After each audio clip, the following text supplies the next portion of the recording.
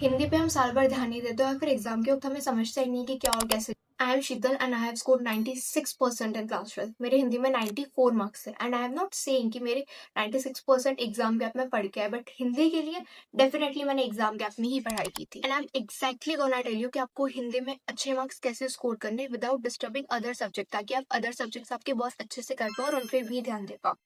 Trust में guys, Hindi बहुत scoring subject है। अगर आपने साल भर नहीं पढ़ा है ना, तो भी बिल्कुल टेंशन मत लो। मैं बताने वाली हूँ कि आप 90 प्लस कैसे ला सकते हो अब भी पढ़ के भी।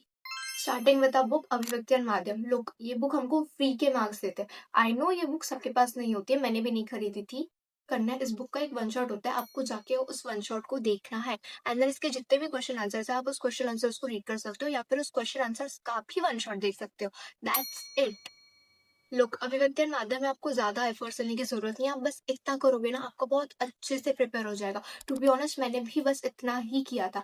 ये बुक बहुत इजी होती है, ठीक है, तो आपको इसमें आराम से मार्क्स मिल जाते हैं, सारे कॉन्सेप्ट अच्छे से समझ जाते हैं। तो आप बस उसका एक वन शॉट देखो और एक बार क्वेश्चन आंसर्स रीड कर लो, दैट्स इनफ। नेक्स्ट जो होता है वो आता है हमारा रचनात्मक लेख। देखो, इसमें आपको ज्यादा राजा महाराजाओं वाली शुद्ध हिंदी लिखने की जरूरत नहीं है, बट मेक श्योर कि आप 2-3 इंग्लिश के वर्ड मत डालो बीच में। थोड़ी सी नॉर्मल और अच्छी हिंदी ही लिख रहे हो आप। एंड इसका आपको एक लिखने का तरीका होता है, लाइक सबसे पहले आपको इंट्रोडक्शन लिखना है, फिर बॉडी लिखनी है, फिर कंक्लूजन लिखना है। एंड मेक श्योर कि आप वर्ड लिमिट के बाहर मत जाओ। कोई फायदा नहीं एक्स्ट्रा लिख के, आपको एक्स्ट्रा मार्क्स नहीं मिलने वाले। जितनी वर्ड लिमिट है आप बस उतना ही लिखो। अगर आप ज्यादा लिखोगे तो फालतू में आपका टाइम वेस्ट होगा। फॉर चैप्टर्स, अभी आपके इस पेपर को टाइम है, तो what you have to do is कि आप एक दिन में 2 से 3 चैप्टर करो, जिससे आपका ज्यादा टाइम नहीं जाएगा। मुश्किल से आधा 1 घंटा जाएगा और आप बाकी चीजों पे भी फोकस कर पाओगे। तो आपको बस एक दिन में 2 से 3 चैप्टर करना है। अब चैप्टर करने के लिए ना आपको सबसे पहले जाके चैप्टर का वन शॉट देखना है। कोई भी किसी का भी आप देख सकते हो। आप सबसे पहले जाके चैप्टर का वन शॉट देखो। Then what you have to do is कि आपके उसके क्वेश्चन आंसर्स पढ़ने हैं या फिर उसका भी आप वन शॉट देख लो, अगर आप बहुत आलसी हो पढ़ने के लिए तो। And if you have time तो आप जाके उस चैप्टर को रीड कर सकते हो। इतना करने से आपका एक चैप्टर अच्छे से कंप्लीट हो जाएगा, कंप्लीटली रिवाइज हो जाएगा। लुक, लैंग्वेज में आपको ना 100% previous year question paper solve करना है। ये करे बिना एग्जाम में मत जाना, क्योंकि लैंग्वेज में आपके थोड़े से अलग टाइप के क्वेश्चन आते हैं, तो उसके लिए आपको पता होना चाहिए कि पिछले साल कैसे आए थे, उसके पिछले साल कैसे आए थे। तो पीवाई क्यों किए बिना तो एग्जाम में मत ही जाना, इसलिए आप एटलीस्ट 2 से 3 क्वेश्चन पेपर सॉल्व करो।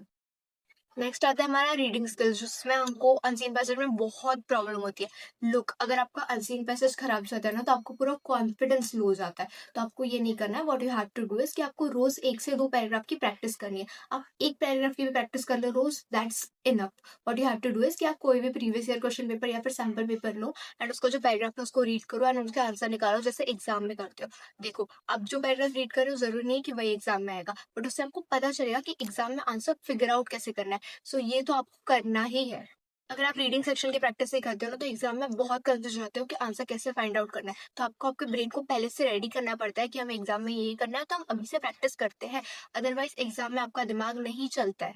अगर मैं इस सब चीजों को समराइज करूँ, तो आपको रोज एक पैराग्राफ सॉल्व करना है, आपको रोज 2 से 3 चैप्टर कंप्लीट करना है एंड अभिव्यक्ति और माध्यम का रोज एक चैप्टर कंप्लीट करना है। That's enough. इतना करने से आपके 90 प्लस आराम से आ जाएंगे। यू स्टिल हैव टाइम, अभी से स्टार्ट कर दो, इतना बस हो जाएगा। Thank you so much for watching, all the best.